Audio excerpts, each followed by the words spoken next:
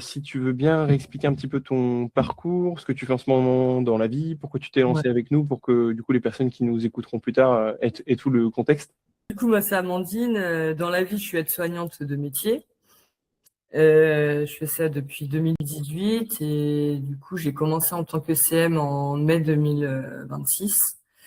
C'est vrai qu'en fonction de mes horaires du métier d'aide-soignante, je travaille le week-end, je travaille en 2-8. Niveau familial, c'est un peu compliqué. Donc, c'est pour ça que je suis tombée sur les vidéos d'Arthur et ça m'a donné envie d'en savoir plus et pouvoir commencer la formation de community manager. Et toi, ça faisait longtemps que tu te renseignais et que tu avais envie de faire autre chose ou vraiment, enfin, ça s'est fait, le déclic, ça s'est fait avec la vidéo ou tu l'as eu avant ce déclic? Non, ça fait un moment que je commence à un peu potasser à droite à gauche. Qu'est-ce que je pourrais faire autre que mon métier d'aide-soignante, sachant que je garde en tête que je veux continuer en tant qu'aide-soignante, mais dans la fonction publique, j'ai la possibilité de prendre une dispo. Donc c'est vrai que ça c'est chouette et du coup, non, ça fait un moment que je commence à regarder un peu à droite à gauche. Qu'est-ce que je pourrais faire autre que le métier d'aide-soignante? Ok, donc c'est vraiment enfin, le métier en lui-même te plaît parce que je pense que Oui, tu aimes rendre service aux gens, etc. Enfin, c'est c'est vraiment. ça, j'aime les accompagner, j'aime le contact, j'aime la communication avec eux, j'aime tout ça, mais c'est vrai que c'est vraiment les horaires et la vie de famille. C'est compliqué actuellement, quoi. Ouais, ok.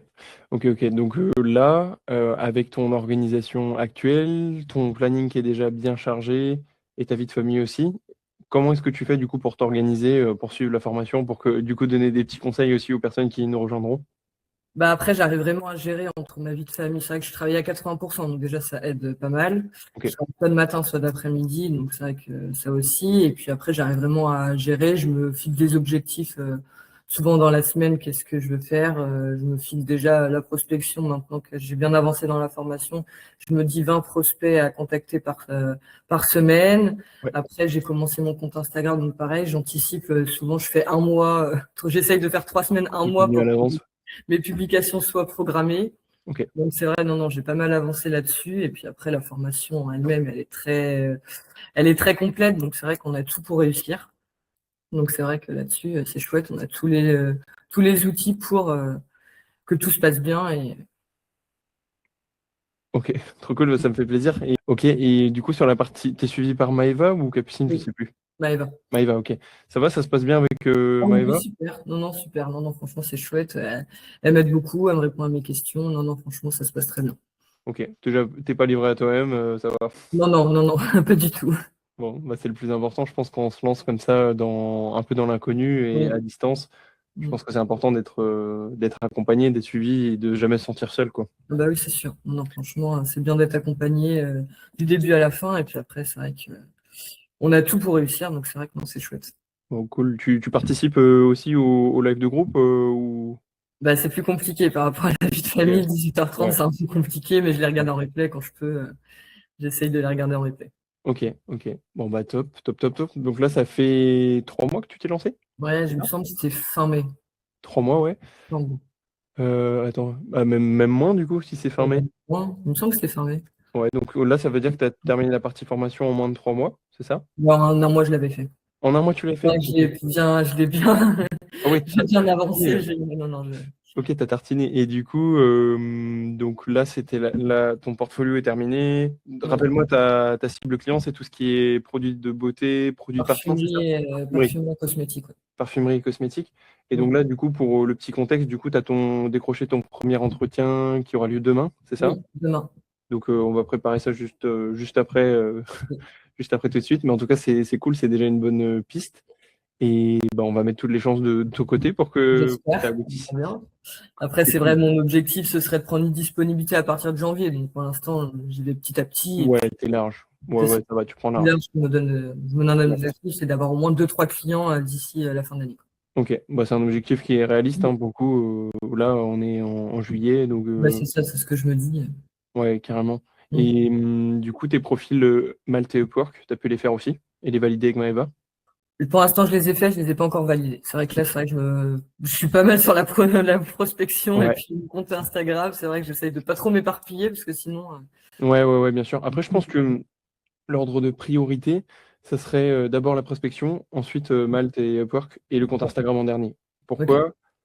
parce que le compte Instagram, tu t'en sers plus comme une vitrine plutôt Ouais, que comme quelque chose qui t'attirera vraiment des clients, je pense, tu vois. C'est ok. simplement quand tu contactes des entreprises pour être crédible, tu leur montres le compte Insta Pro ou LinkedIn que tu as créé, mais c'est plutôt une vitrine, tu vois. Donc, qu'il y ait 20 posts ou 150, ça changera pas grand-chose, c'est ça que je veux dire.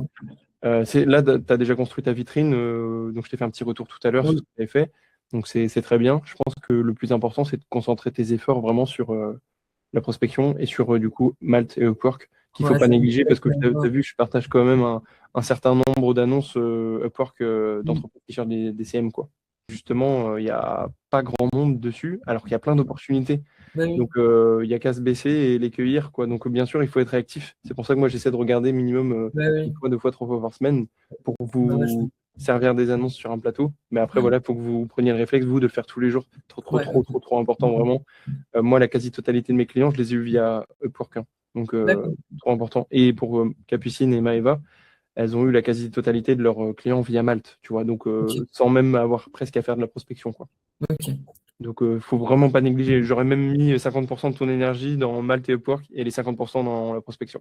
Ok, d'accord. Bon, bah, je vais me mettre à maths et Upwork, mais après, je Ouais. peux continuer quand même à publier ou si je ralentis, c'est pas trop grave. Je pense que tu peux ralentir le rythme de publication sur ton compte Insta Pro. Tu fais une ou deux par semaine, tu vois, histoire de montrer que c'est actif.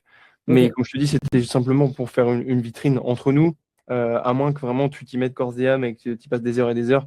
C'est pas ton compte Je passe Instagram. des heures et des heures.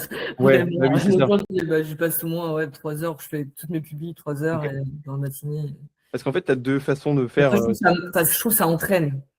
C'est ça, Ça exactement. entraîne Déjà, c'est énormément un pour bon entraînement. un client.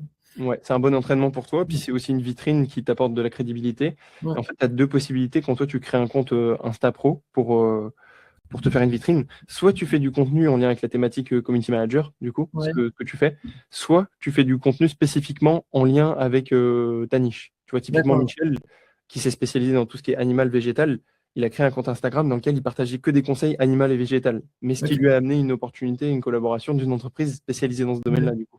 d'accord. Alors qu'il faisait pas de conseils spécifiques community manager, tu vois.